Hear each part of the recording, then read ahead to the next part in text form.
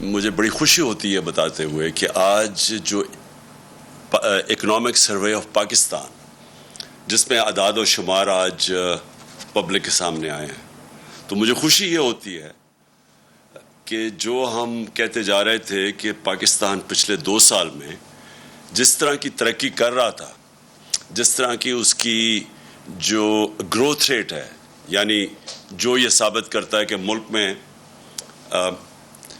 کس طرح ملک کی دولت کتنی بڑھی جا رہی ہے، تو مجھے بڑی خوشی ہوتی ہے کہتے ہوئے کہ 2004-05 جب کہ مشرف کے دور میں بہت زیادہ باہر سے پیسہ آ رہا تھا، یاد رکھیں ہم ان کی جنگ لڑ رہے تھے اور اس وقت بڑا پیسہ پاکستان میں آ رہا تھا، یہ اس دور کے بعد سب سے 2 سال وہ گزرے ہیں جس سب سے زیادہ ترقی ہوئی ہے۔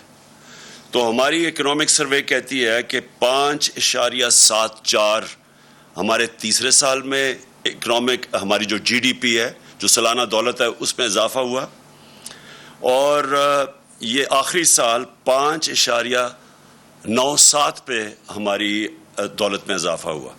پھر سے میں یہ کہہ دوں، یہ 2004-05 کے بعد سب سے وہ 2 ایسے سال ہیں جدھر سب سے زیادہ ہماری آمدنی میں اضافہ ہوا ہے، ہمارے آخری 2 سال۔ دوسری چیز یہ بڑی آپ کے لیے کہ ملک ترقی کیسے کرتا ہے؟ ملک ترقی تب کرتا ہے جب اس کے پاس پیسہ آتا ہے، جب اس کے پاس پیسہ آتا ہے خرچ کرنے کے لیے۔ تو پاکستان کی تاریخ میں سب سے زیادہ یہ اکنامک جو ہماری سروے کے فگرز کے مطابق ہمارا جو ریونیوز میں ٹیکس میں اضافہ ہوا وہ 6.1 ٹریلین، یعنی 6100 ارب روپیہ ہم نے ٹیکس اکٹھا کیا۔ پھر ہماری ایکسپورٹس جو تھی، دوسری طرح ملک میں اصل تو تب ملک میں کی دولت میں اضافہ ہوتا ہے جب اس کی ایکسپورٹس بڑھتی ہیں، تو یہ پاکستان کی تاریخ میں سب سے زیادہ ایکسپورٹس میں ہماری بڑھی ہیں 32 ارب ڈالر۔ اور یہ یاد رکھیں کہ پچھلے جو ہمارے آنے سے پہلے پچھلے 5 سال تقریباً وہیں کی وہیں رکی ہوئی تھی، تو ہمارے دور میں 32 ارب ڈالر کی ایکسپورٹس بڑھی۔ پھر ریمیٹنسز، جو اوورسیز پاکستانی پیسہ بھیجتے ہیں، وہ پاکستان کی تاریخ میں سب سے زیادہ اضافہ ہوا، اور جو ریکارڈ ہوئی وہ تھی 31 ارب ڈالر۔ اس کا مطلب جو بیرون ملک پاکستانی تھے، انہوں نے ہمارے اندر ان کو اعتماد تھا، وہ یہ دیکھ رہے تھے کہ یہاں عمران خان یہاں سے پیسہ باہر نہیں بھیج رہا، بڑے بڑے وہاں فلیٹس اور وہاں باہر کے ملکوں میں نہیں پیسہ انویسٹ کر رہا، لنڈن میں بڑے گھر نہیں دے رہا۔ تو انہوں نے اس کے ہمارے پہ اعتماد رکھتے ہوئے ہمارا یہ جو گروتھ ریٹ جو میں اوپر بتایا کہ تقریباً 6% ہماری دولت میں اضافہ ہوا، تو وہ اس میں بہت بڑا ہاتھ یہ اوورسیز پاکستانیز کا تھا۔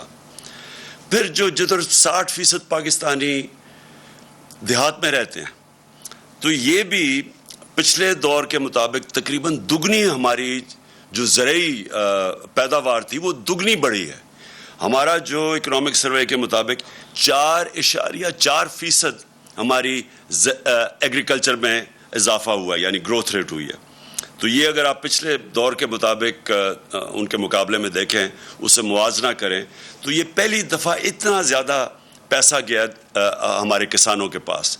کبھی پچھلے 10-15 سال میں کسانوں کے پاس اتنا پیسہ نہیں آیا، اور اس کی بہت بڑی وجہ کہ ہم نے جو انسینٹیوز دیے، ہم نے جو یہ جو شوگر مافیا تھا، یہ پیسے نہیں دیتا تھا کسانوں کو، وقت پہ پیسہ دلوایا اور پوری قیمت دلوائی۔ پہلے کٹوتی ہوتی تھی، پورا پیسہ نہیں پہنچتا تھا، قانون بنائے، ان کو ٹائم پہ پیسہ دلوایا۔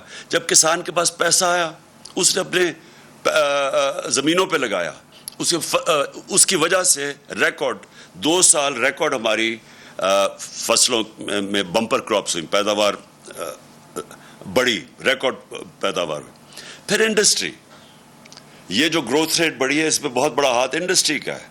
انڈسٹری ہماری بڑی 7.2% پہ، اور جو لارج سکیل مینوفیکچرنگ ہے، جس میں دولت میں بھی زیادہ اضافہ ملک میں ہوتا ہے اور جس جو روزگار بھی دیتا ہے، وہ لارج سکیل مینوفیکچر 10.4% اس پہ گروتھ ریٹ ہوئی۔ اور یہ بڑی دیر کے بعد انڈسٹری ہماری ریوائیو ہوئی. آپ کو پتہ ہونا چاہیے کہ جب ہم آئے تھے تو فیصل آباد میں ٹیکسٹائل انڈسٹری بند ہو رہی تھی. اپنی فیکٹریوں کو وہ ریئل اسٹیٹ ہاؤسنگ پروجیکٹس بنا رہے تھے جب ہم آئے تھے. سبسکرائب کریں اور بیل دبائیں تاکہ کوئی خبر رہ نہ جائے.